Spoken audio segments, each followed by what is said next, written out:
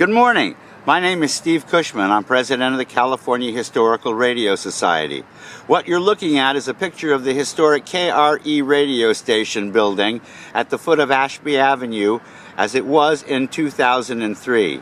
Now look at it today. What you see here is the fabulous work that the volunteers of the California Historical Radio Society have done to make this building our educational center devoted to radio. The date today is December 14th, 2013, and we're doing this documentation as sort of our last walkthrough of the KRE facility. We've been here 10 years, and now it's time to move on to create our second educational center devoted to radio in the San Francisco Bay Area. Recognize this building? Come on over and we'll take a look and we'll tell you a little bit about it.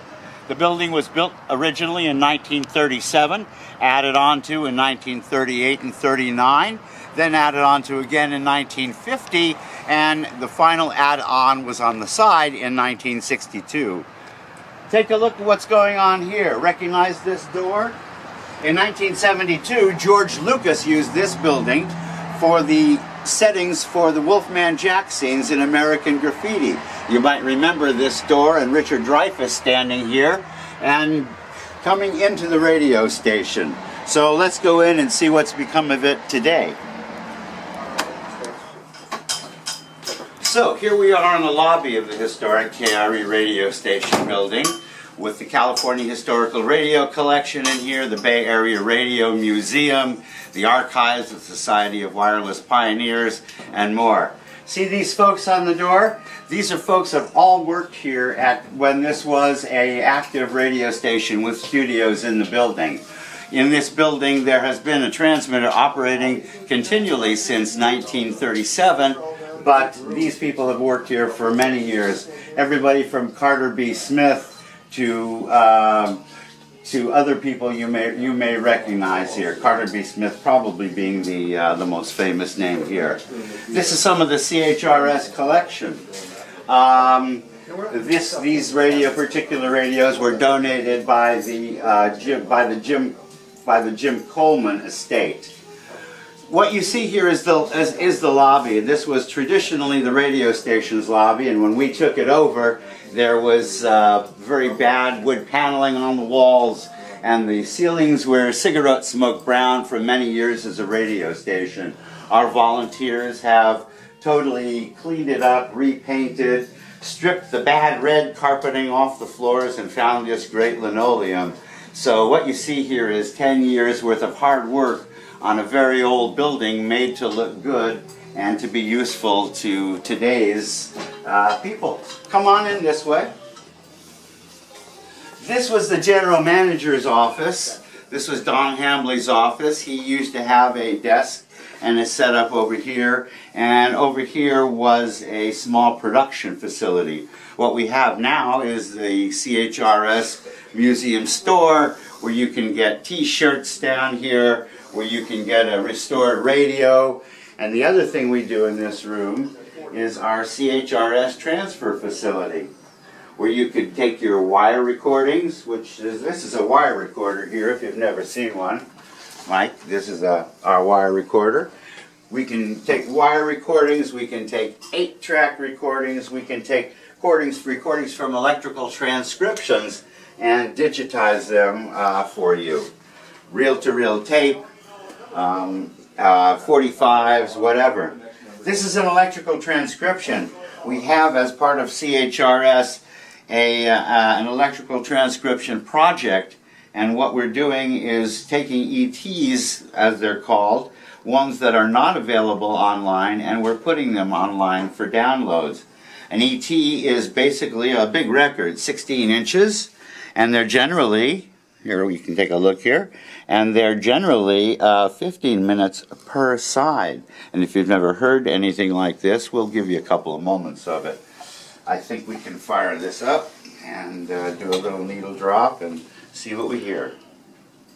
You think it'll thanks him up?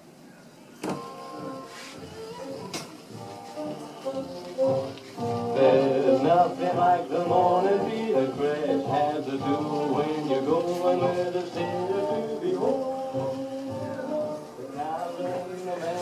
what you're looking at here, this is a Gates Dualux audio board that originally came out of the Nessman Studios in Wichita Falls, Texas. And John Staples, one of the great members and the 2013 Doc Harold Award winner, took this board and took it from its bad condition and worked on it for many weekends and put it into its present working condition. This is the kind of volunteer strength that we have at CHRS. We have folks that love to mow the lawn and folks who love to do the electronics and everything in between. So, let's move on to somewhere else. By the way, if you want to take a look at these wall boxes, these studio wall boxes that were part of this radio station were all painted and really bad looking when we moved in, and our volunteers stripped them down and brought them back to black lacquer and mahogany just the way they used to be. Oh yeah, it's just about. Take a look at here, Mike. This was a donated Scott 800. This was a donated Scott radio, and in the old days, Scott was like the best you could buy. It was either Scott or McMurdo silver. They had beautiful chrome chassis. Here's another one. This is the Scott All Wave 15, and these were all donations to us. Look up here, Mike, and here's somebody you recognize. Doc Harold, the father of broadcasting, one of our CHRS heroes. This is Doc Harold broadcasting from his School of Electricity in San Jose in 1909, and he broadcast in here till about, what, 1914? Till he was, till all the stations were taken off because of World War I. The KRE clock, the KRE sign, upstairs, which we'll get to in a little bit.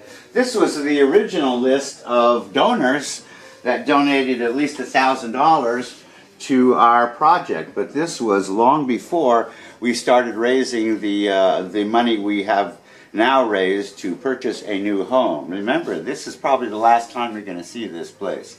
The KFRC sign that came out of the Bush Street studios. The Chapel of the Chimes owned this station for quite some time, and of course, they had news on the hour and organ concerts, 1 and 10 p.m. daily from the studio.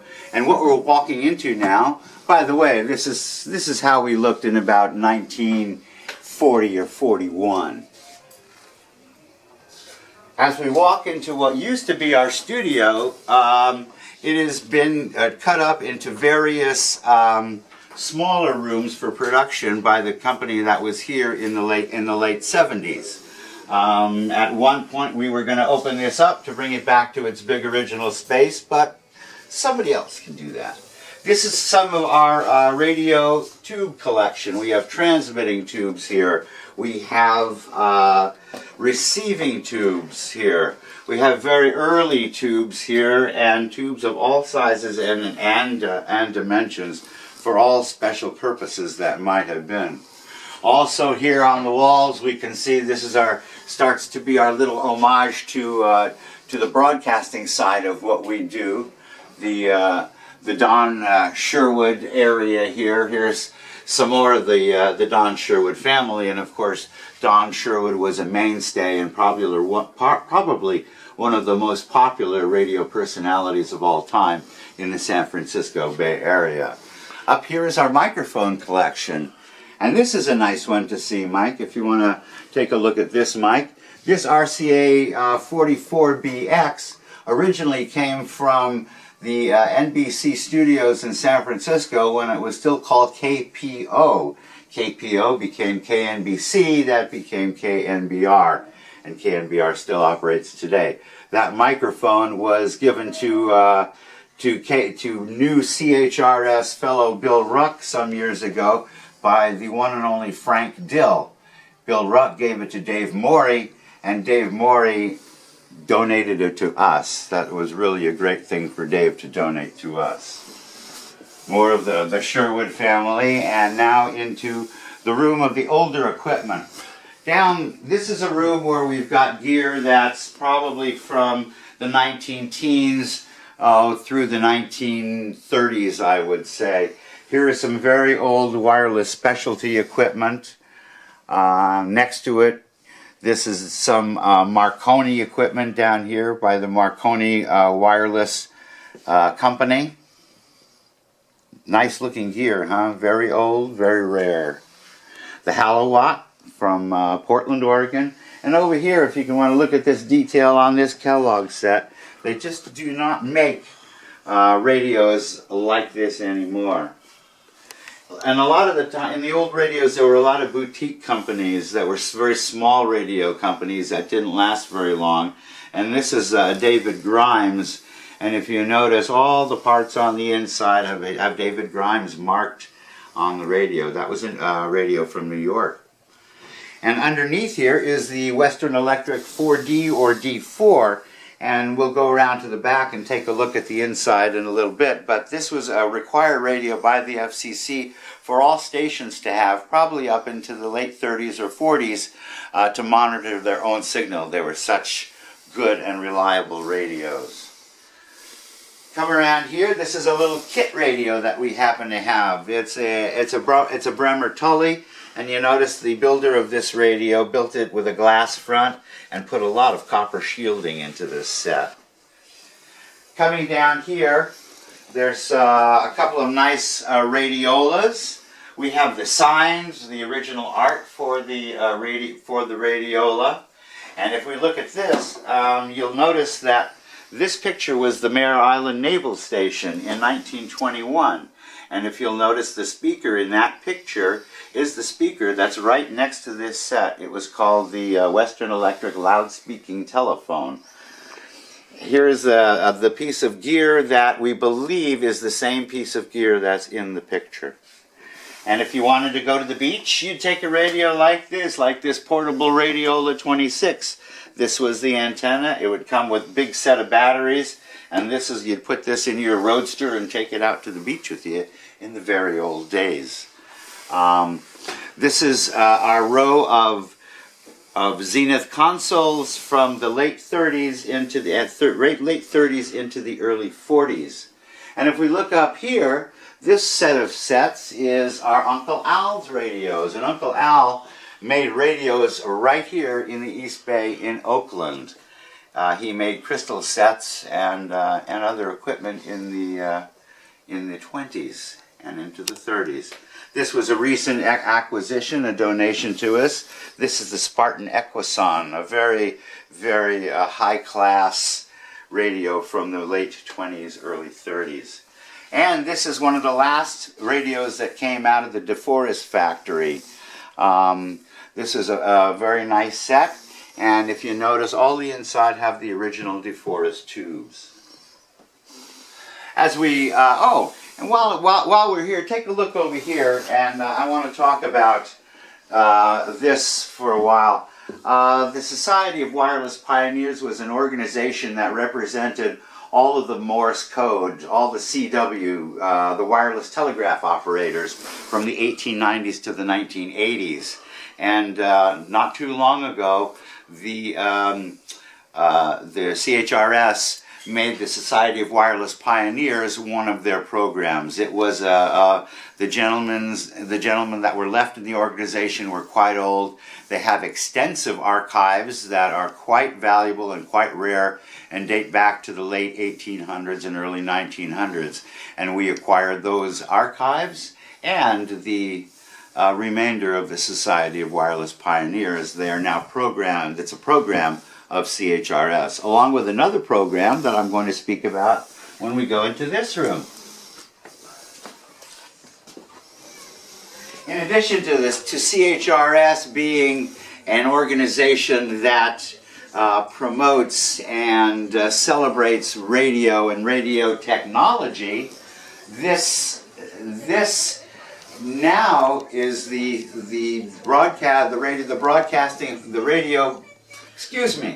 Bay Area Radio Hall of Fame. A few years ago, the Bay Area Radio Hall of Fame, which is online only, became part of CHRS, just as the Wireless of Pioneers, the Society of Wireless Pioneers. The Bay Area Radio Hall of Fame was a project of the Bay Area Radio Museum. And the Bay Area Radio Museum, online only, represents the individuals and the biographies of the radio stations and the thousands of audio clips that made Bay Area radio great. So CHRS has really incorporated much more than just radios and radio technology. Now we have the people, the stations, and the audio that made Bay Area radio great. So this is our Hall of Fame, starting out with the first of the modern class in 2006 was Ken Ackerman, a name that you all recognize. And we have other such luminaries as Gene Nelson, Aaron Edwards, Terry McGovern.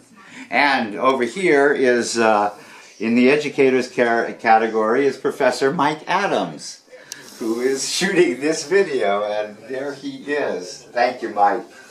Over here we have just an example of some colorful radios, portable radios, radios from the home, and some of the many types of batteries that would power these sets. And not to skip around, but we'll come back over here when you get a chance after you're looking at that stuff. And look at this RCA Victor Victrola, the VE9-40B with the Radiola 28. In 1927, this device would cost you $1,000. It was the price of 2.5 Model T Fords. It has all gold-plated parts. It has an electric motor. It has an electrical pickup and an acoustic pickup. It has a tube radio, and all the tubes are from the Oakland radio store, and all the stations are local stations. This radio has never been out of the San Francisco Bay Area. It's been in the hills in Berkeley. And the gentleman that had it for many years, and people wanted to buy it from him, but he wouldn't sell it because he wanted it to go to a place where it could be displayed, and he donated it to CHRS, and here it is for all to look at and enjoy. So let's go out here and we'll work our way down to, oh, by the way, this is, to keep up to date, this is the 2013 class of the Bay Area Radio Hall of Fame.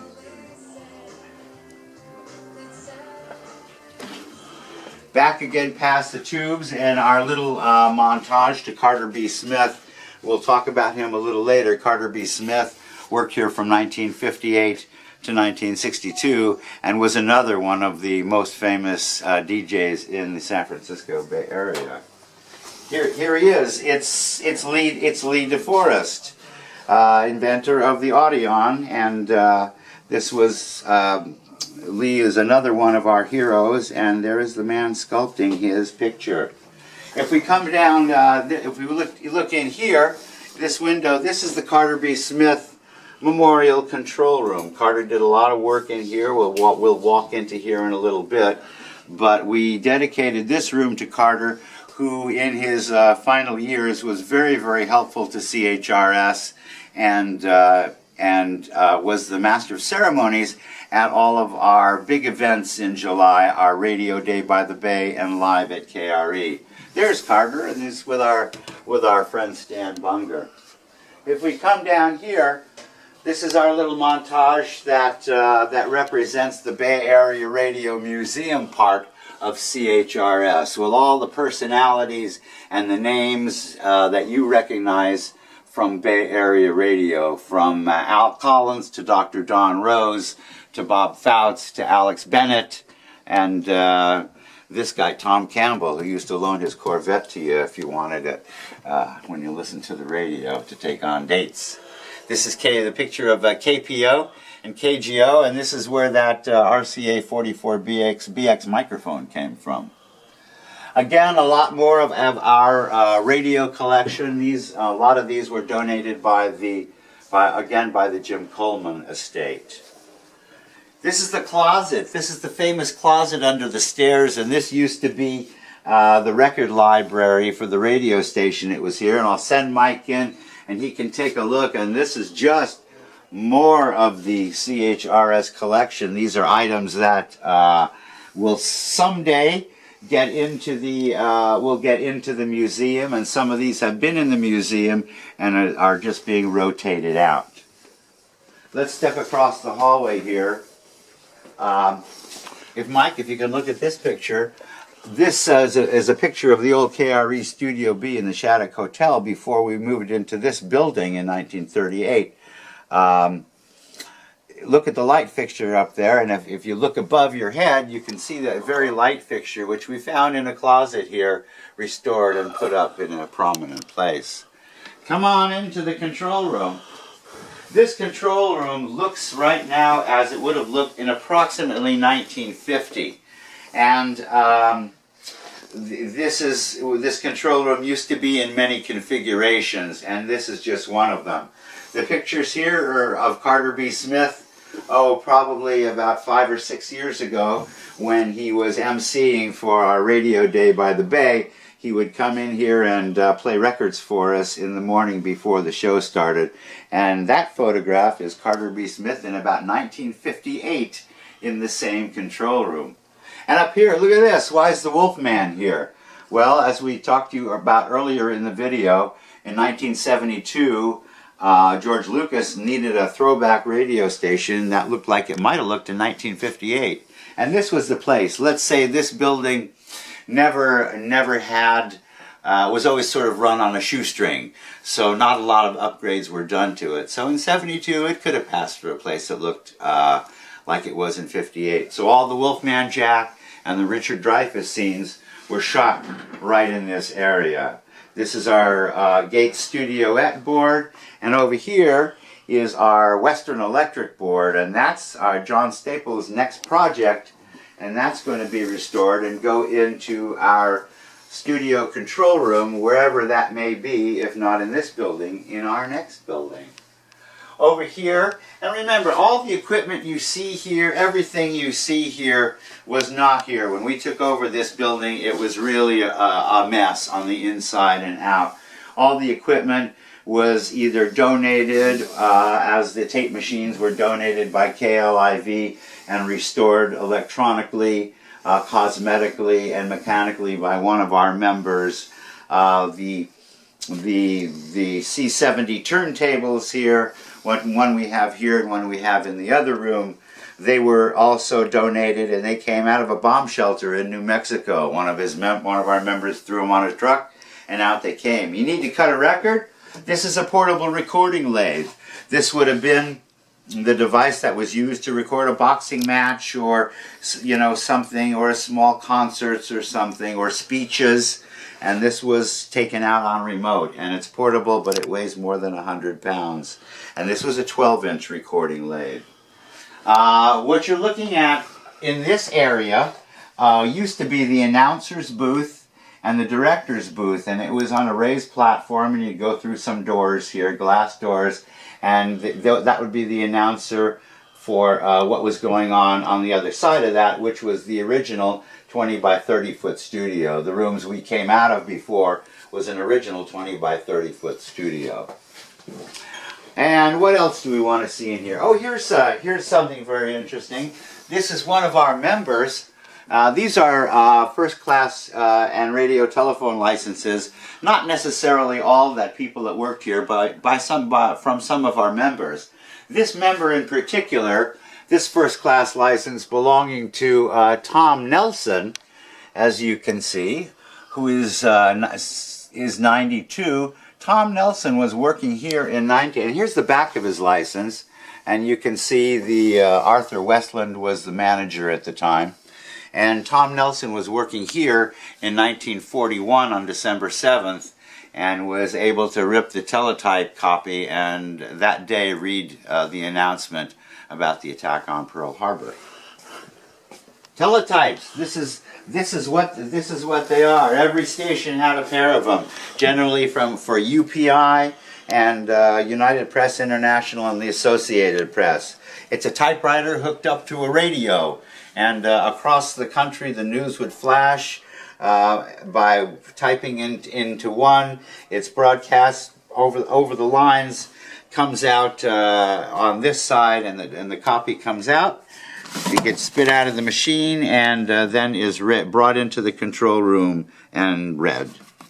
Some gold records that from the KBLX days here, and the big band poster from KMPX. Come on this way. Oh, don't forget to punch your time clock. This is what we lovingly call the kitchen. And here's a little story for you. I'm going to plug in a light here, which you'll be able to see in a second. In 1960, when Carter Smith was working here on a day shift, he went to a function in Berkeley in the evening, and the way he puts it, had too much libation. And he came here, before we get to that, he came here to sleep it off on the general manager's couch before he went home. So he came to the kitchen here to make coffee, made his coffee, took the name badge off his shirt, and again stuck it onto this ventilation pipe above. And to this day, you can still see Carter Smith's name from Berkeley. Many, many, many people worked in this building over the years and had no idea that that sticker was there. And when we first got this building in 2003, Carter contacted me, and we came out here for a tour. And right when we came in the front door, he got this twinkle in his eye, and he says, "Let's go see if my name badge was there." And sure enough, 40 years later, there it was. So we call this the kitchen. This is these are just more radios and gear from the CHRS collection in various stages of restoration and ready to go out on display. Kits, we have them all. Look at all these. These are just a few of our educational kits where people can learn about radio and how it works. More test gear. Come on through here. So what's going on here? This is the little room where we bring stuff in that is donated to us. That is donated to us. So from this room it gets triaged. It either goes into our collection, it gets sold at one of our events, or somehow gets used. We need television. Our great friend Gilles Verneau set up and made this from scratch. This is our television distribution center, and we'll show you what it's distributing. These are actually scenes from American Graffiti that were shot in this building, and we're going to see those on a very special television. This room we call Radio with Pictures. What you're looking at here is the largest black and white picture television ever made. It's the 1952 Dumont Royal Sovereign. When we got this set, it was not working, and our members, including of course John Staples, got this to work. And it's probably one of the only working Dumont Royal Sovereigns in the country, or perhaps in the world. Some of our television collection. The Philco Predicta over here. This is what Philco thought television was going to be, thought the future of television was going to be in about 1958. And of course the clock radio to match the Philco Predicta. If your set wasn't big enough, you could put a giant magnifier in front of it to magnify your picture. And this was a glycerin-filled dome, or half dome, and you could get these if you needed to help your eyes out. Look at this! It's a round tube TV. This was an experiment by Zenith. It was called the Zenith Porthole. It only lasted a couple of years. Zenith's thinking was that your picture tube is round, that your eye is round, the camera lens was round, so why shouldn't your picture be round? Picture tubes were inherently round, so they let the full picture come out, but then they realized it was not popular because the corners of the picture kept getting cut off, or they had to make the picture very small to fit. This is another group that we work in conjunction with. This is the Media Museum of Northern California. Their main emphasis is television, radios, and newspapers, and they cover the sort of things that CHRS is not doing. You need to test a tube? Well, you could go around the corner to the hardware store or to the Five and Dime or even to the market for many, many years and bring your own tubes in and test them, figure out what you needed. They'd open the cabinet and you'd take a new one home and fix your own TV set. Test your own. That was what we did it in the old days. These are some some modern sets. These are some miniatures. This was the Sinclair. This was the first miniature television set. And look at this great set underneath here, the RCA Victor with the pull-out 45 player and AM and FM radio and the 78 player. It had it all. It's a beautiful set donated to us by Larry Boyson, and it's in very, very nice shape. In this room we have sort of radios by decade. We can take a sort of a rough tour and see what's happening. Over here, what we have is a crystal set that we might have listened to in the teens. This was one of the earliest form of radios. The galena crystal was used as the detector to pull in radio signals, and believe it or not, when people were listening to sets like this, they were listening clearly to Doc Harold and other stations from afar, because in those days the stations were not very many and the signals went long distances, especially at night. This was the teens. Oh, and if you were a lady and didn't want to muss up your hair with a pair of regular headphones, you could listen like this.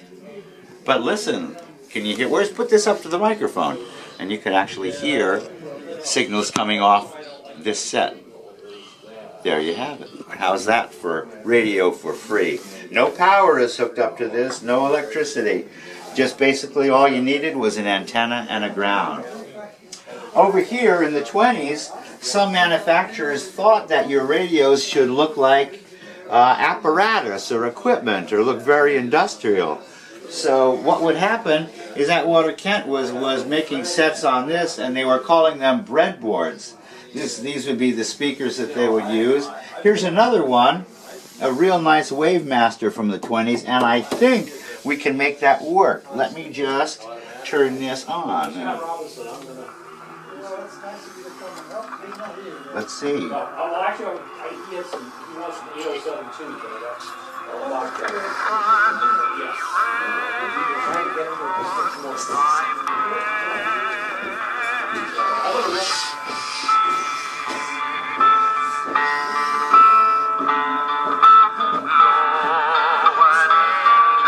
So, you're listening to some religious music from the 610 transmitter above us, coming through a 1920s radio set. These three radios here represent examples of radios that might have been in your house in the 30s. The tombstones or the cathedrals, and a nice polo set here, a very deco polo set.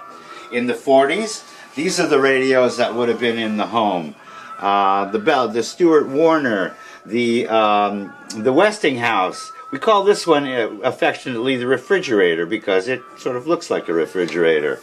Here's an interesting set. There's one here, and you'll find another one up here. These were Remlers, and these are highly collectible radios. And the reason folks like these is the Remler Corporation was one of the only manufacturers of radios that manufactured radios in San Francisco on Bryant Street. So if you needed a Remler, you could go down to the factory and actually buy one right from the factory. Then in the 50s, this would be a very, very typical 1950s radio. When you get to the 60s, of course, you know, you've got various types of transistor radios up here. These are from the 60s and the 70s. These are some what we call novelty radios here. They're all radios, even though they don't all look like radios. The pen with the radio, the cheese and the mouse radio, the globe radio, the owl radio. If you come over here, this is an interesting set. This is the Crosley book radio, and they came out with a whole series of these. And what was interesting about these radios is this was a crossover set. It had 3 sub-miniature tubes and 2 transistors. So this was the crossover between tube radios and transistor radios. They only made them for a couple of years. And every dealer that sold these had a gold pen, because every one of these radios you see has some kind of inscription inside it, as you can see. So some more crystal sets in here. This is it's the CHRS radio. Didn't know we had one, did you? So, all right, that's what's going on here. Just various types of radios. This was a high quality Miller crystal tuner that was good enough quality to hook up to hi-fi. And this was the Heathkit crystal receiver, their CR1. That lots of people just love to have those crystal sets. They're highly sought after in the collectors community. Okay, we've seen the first floor, and we've got one more thing I want to show you. Mike, if you want to come over here. This radio was brought to us in this condition, if you can pick that up. And one of our members, one of our fellows in preservation for this year, Jim Brott, restored this radio and many others in our collection to this fine condition. All right, we're on our way upstairs. The upstairs portion of the building was added in 1950, and this is Zoe, and they didn't know what building codes were in 1950, so we have steep stairs. Here are some radio station jackets. This one from Mike Schweitzer. This one from, this varsity jacket was donated by Celeste Perry, and she's still on the air today. And this one is a K-Fog jacket donated by the one and only Dave Morey. The letters from the KYA transmitter building are here. And if you look over here, Mike, you can see the poster blow-up of the CHRS cover of the Antique Radio Classified from August 2004 in the very early days of the restoration of this building. Let's go into this room. Here we are in the lovingly cluttered shop, as we call it.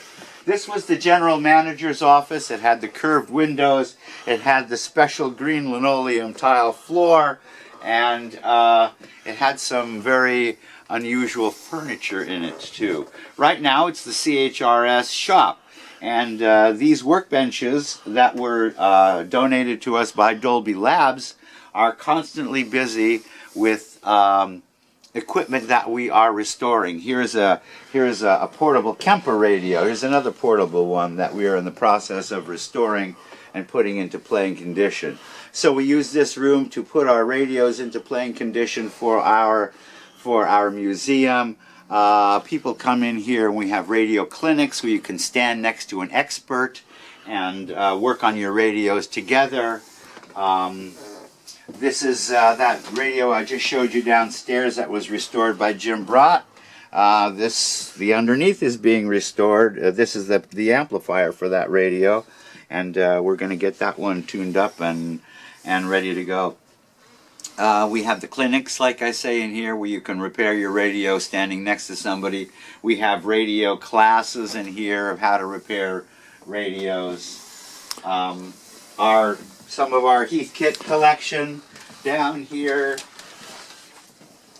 This is what used to be the executive washroom, and that's all that was in it, was a sink and a mirror. And now this is our active tube room, where we have tubes that are ready to go into radios that have all been tested and marked and put into the proper bins and are all ready to go into projects that we are working on. And this is only a very, very, very small portion of our tube complement in the building. We must have 20 to 30,000 tubes in the building. This is some equipment, some antique equipment, and it's also equipment that was hand-built by a guy named Frank Jones, who was a prolific writer in the Bay Area, and he put out the radio handbook. And Frank was a Marin County resident. And Frank built his own equipment. This gear was all hand-built by Frank Jones and was donated to us by the Valley of the Moon Amateur Radio Club. And if you needed a government tube tester, the government would probably pay about $50,000 for this vacuum tube analyzer. And if we want to come this way, Jim Maxwell was very prominent in the ARRL and was the West Coast director or vice president of the ARRL for many years. He amassed a communication library up in the Santa Cruz Mountains, and after he passed, we were able to have donated by his wife most of the library, which at that point was 900 boxes that we packed up of material, and that was brought up to KRE here. And what you see is we're going to take a sort of a whirlwind tour through the Maxwell Library.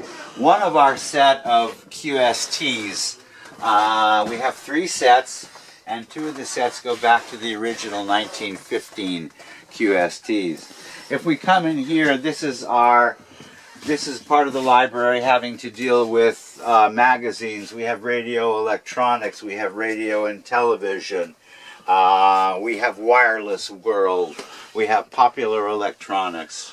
We have every set of magazines here dealing with radio, wireless, and electronics.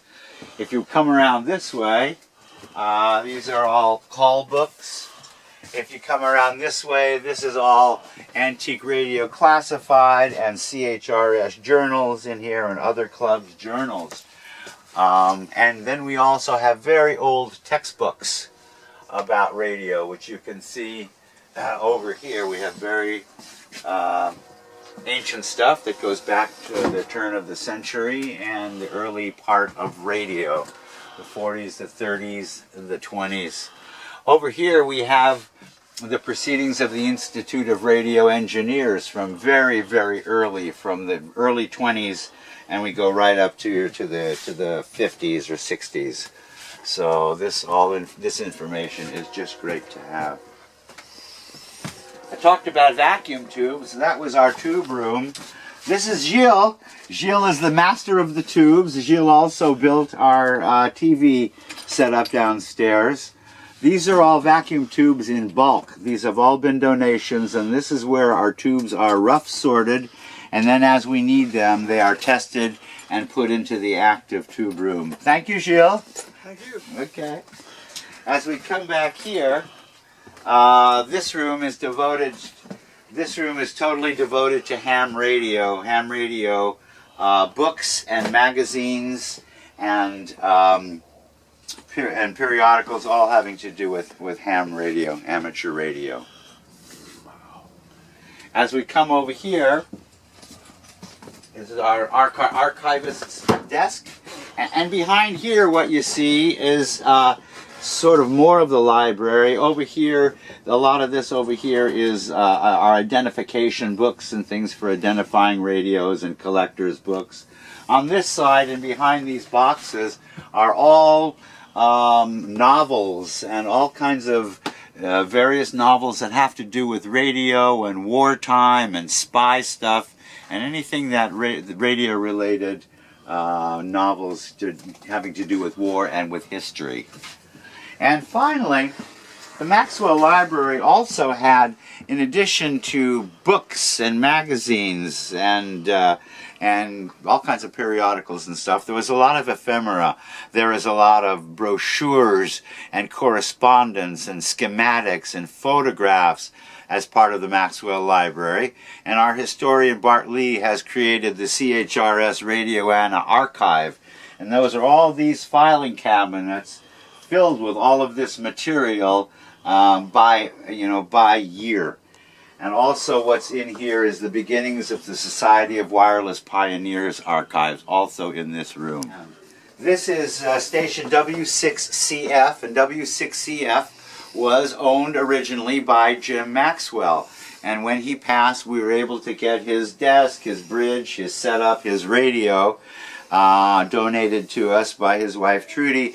And through the FCC, we were able to get Jim Maxwell's license. So the call sign W6CF, which was his, is now licensed to the California Historical Radio Society. What's going on here is our 24-hour CW Jim Maxwell KRE beacon that goes on, and this is his modern station, and we also have two rigs that we can put on the air. Everything else you see in here is military equipment or ham radio equipment or commercial equipment that was all donated to us. These are spy radios, you know, in the early 50s during the Cold War. This is as small as they got, And this is an actual set of spy radios. The Conrad radio. Don't forget about civil defense, and that was a Gonset communicator for Conrad. Do you know what Conrad stands for? No. Control of Electromagnetic Radiation. Oh. And here we are in the last room of our KRE CHRS tour for today. Our last tour of record for being in this building, which we've enjoyed for a good 10 years here, and I've done a wonderful job of creating this radio museum and homage to radio. What you see here is a lot of Heath kit equipment, Hammerland equipment, Hallicrafters equipment of all kinds. This room is mainly shortwave receivers and communication receivers and more ham radio gear. Up here is the line of Zenith Transoceanics, the first one with the bomber, wartime going up into the 50s. Over here, you've got this is the second radio. This is the backup radio to the Greenpeace radio. This is a Sailor, I believe, and it is a ship's radio. And this is the kind of radio that we would have on a commercial ship. And this is also a naval radio. The RCA Victor copy of the Transoceanic and the Transoceanic in brown. Over here are a lot of our battery-powered radios, and they would go with the horn speakers that we have a great collection of downstairs, which I think we saw earlier. The Philco Predicta, the Greeby Synchrophases, a whole set of them. And over here, this wall is full of antique test equipment. So we'll walk down here. This is a nice example of one of the nicest examples of a radio-phono combination made to look like furniture. And if you notice, it's on the original Philco table. So that piece of furniture and that radio-phono combination were purchased together. Over here we have a nice little setup of antique radio parts that would be used in radio sets or in conjunction with your radios. And over here some nice chrome fronts. Down here a whole thing of the Radiola 3, the Radiola 2, and the amplifiers and the Westinghouse Areola set over there. A nice Howard and RCA down below. But anyway, you get the idea. CHRS is all about radios. We have a big room and we use it because we give talks, we have programs that go on in here, we have classes, we teach about radio, we teach about radio history, we teach about radio personalities, we teach about everything related to radio and radio broadcasting.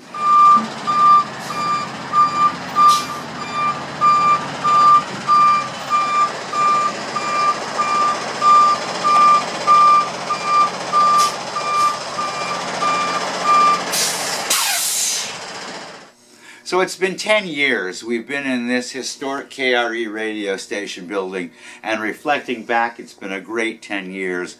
We've got a fabulous crew of volunteers who work tirelessly on this building to make it look as good as it looks now and to create the displays and things that you've seen on this tour.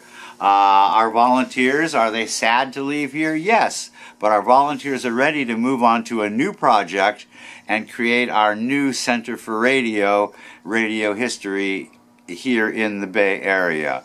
It may not be a historical radio station building like this, but it will be a building that we will make radio historically important by the things we do inside. We'll create a studio, we'll create the control room, we'll have these displays, we'll teach our classes, we'll publish our books, we'll provide our information out to the public about what radio is and how it's affected everyone and how important it is. So we hope you've enjoyed this tour of this building. We hope you sometime in the last 10 years have had a chance to come by here. If not, see us at our new home, wherever that may be. Thank you, and we'll see you again. We appreciate everything you've done for CHRS.